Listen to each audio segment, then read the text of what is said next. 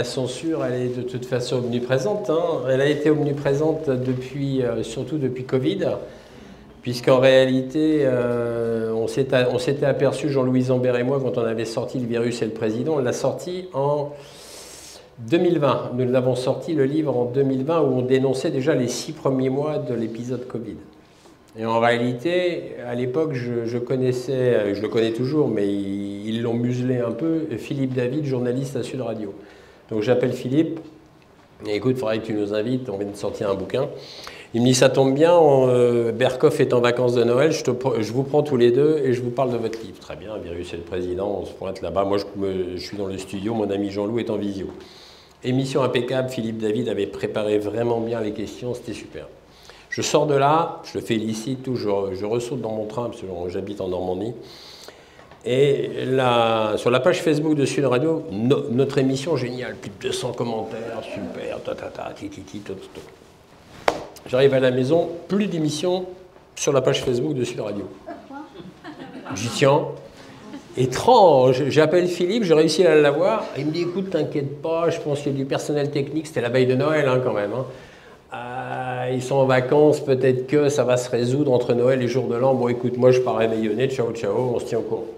Après Noël, je regarde toujours pas d'émission. Et pire, je regarde le podcast. Je dis, bon, bah, je vais regarder le podcast de l'émission. Alors, le podcast de l'émission, c'est très intéressant. Avant nous, il y avait deux invités. Donc, le podcast est présent. Puis tout d'un coup, ça arrive, le podcast à nous. Clac, plus rien. Et il y a un grand blanc. C'est-à-dire, on doit être la seule émission de radio où il n'y ait pas de podcast.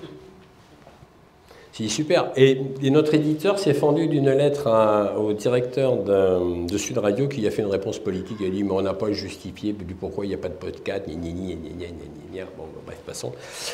Mais en réalité, c'est là qu'on s'est aperçu, Jean-Louis et moi, qu'il y avait une censure infernale sur Covid. Et c'est Google derrière qui avait mis des mots-clés, des robots.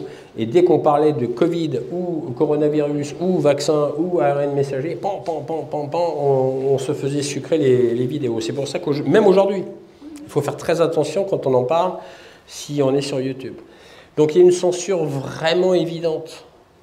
Et en réalité, tout à l'heure, tu évoquais Google, mais en réalité, il faut même plus aller chercher sur Google. Moi, Google, je m'en sers de moins en moins. Je vais par exemple sur DuckDingo. DuckDingo, si vous ne connaissez pas, allez-y, c'est un moteur de recherche qui n'est pas connu. Vous allez chercher dessus, vous allez voir, c'est beaucoup plus détaillé et beaucoup plus déjà recherché que Google.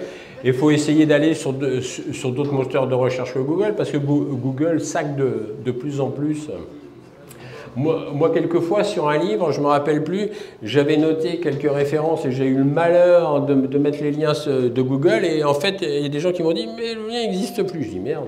J'ai été regarder et effectivement, le lien n'existait plus, Google l'avait supprimé. Donc, il faut aller chercher ailleurs. Et effectivement, il y a une censure de plus en plus patente donc, sur Internet. Mais surtout sur les GAFAM. Il ne faut pas oublier que les GAFAM, ils sont directement sous contrôle de...